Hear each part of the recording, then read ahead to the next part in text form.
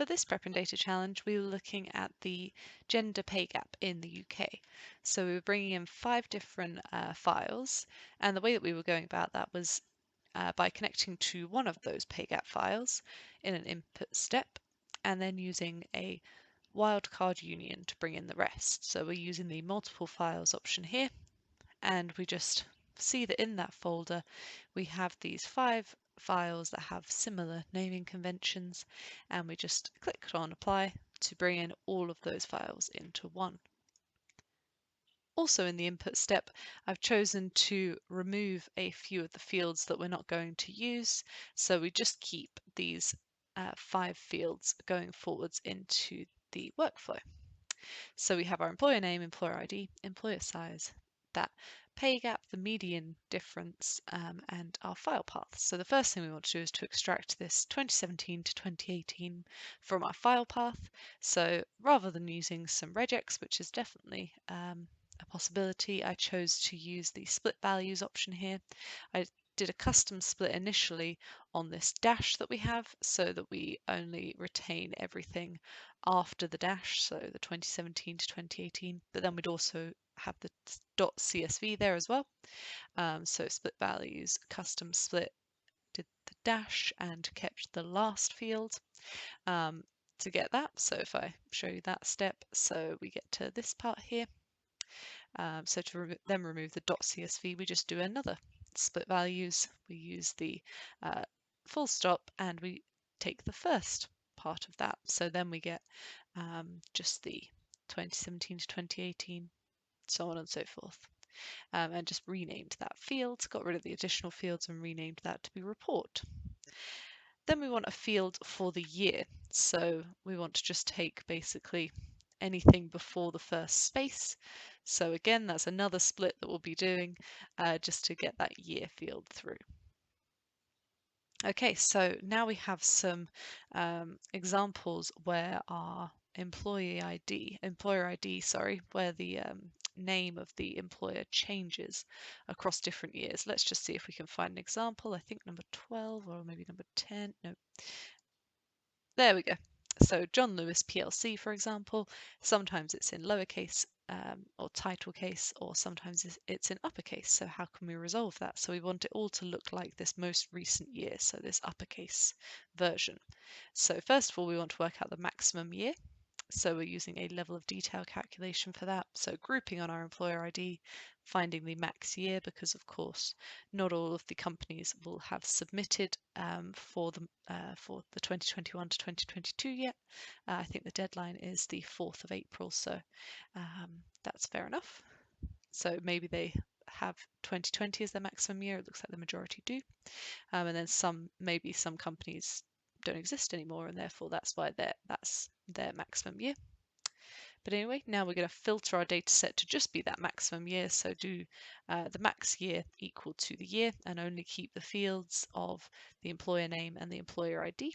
So that will give us the most recent name for each employer. And then we just join that back together. The employer ID equals the employer ID. And the important part here is that we want to make sure we retain the employer name from this offshoot of the workflow, so this orange step.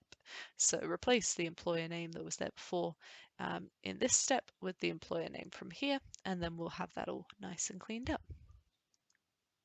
Okay, so coming to the part of the challenge where we're wanting to make our pay gap a bit more easier to read in plain English. So let's start from the backwards and work our way backwards. Okay, so with our pay gap field, our pay gap calculation, you'll notice it's based on this string calculation here.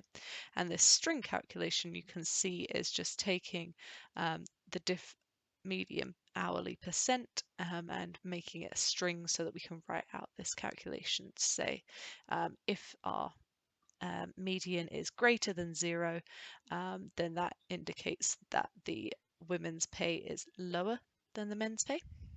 If it's less than 0 here, then that means the women's pay is higher than the men's pay. And if it's 0, then we have an equal pay organisation. So that's the calculation we need, but let's take a look at this string field and how we got to that. So I'll go to the top. So based on that article that I linked to in the challenge, we have this function here, which is taking the left of the string of the on and on it goes. So basically, let's start from the inside out. That's how you always read a calculation. So we start with our example here. So this 28.2, for example, when we just make that into a string, then it gives us quite a long string rather than just 28.2. Let me demonstrate that to you. If I just turned this into a string right now, take a look at this 28.2, it becomes 28.199999. So, which is frustrating because that would look not very good in our sentence here. So instead, what we're going to do is we're going to take the absolute value first of all. So whether it's that positive or negative, we don't really need that in our plain English because we have the higher or lower wording. So we take the absolute value, then we round this to 1 decimal place. We take the ceiling value of that and multiply it by 100. So that would mean that our 28.2 would become, sorry, we're multiplying it by 100 and then taking the ceiling. So our 28.2 would become 2,820. We're taking the ceiling value of that. That would still be the case and dividing it by 100. So that would get us back down to there, and then taking the left for string. So it confuses me why it does get to this 28.19. It's just the rounding error issue that we get to. But I've tried this out, if we just did it to 3, then it would only give us 28.1, which would be inaccurate. So at least 21.9.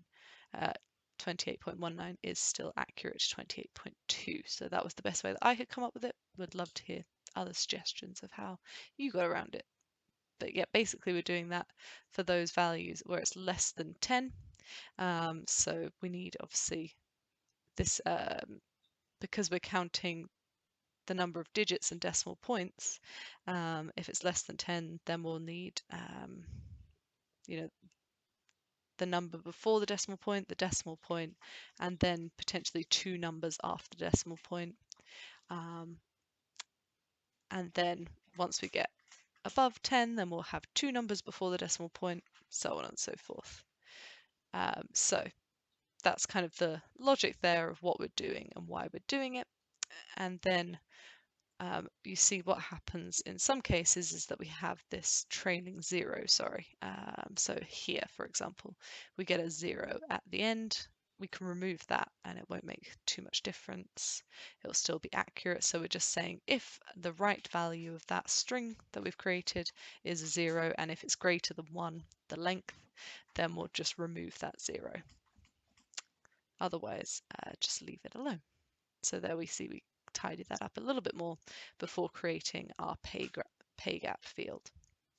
Okay, and that's how we're going about doing that challenge. So hopefully you enjoyed that. I'd love to see some visualizations with this. But yeah, thanks very much for watching this.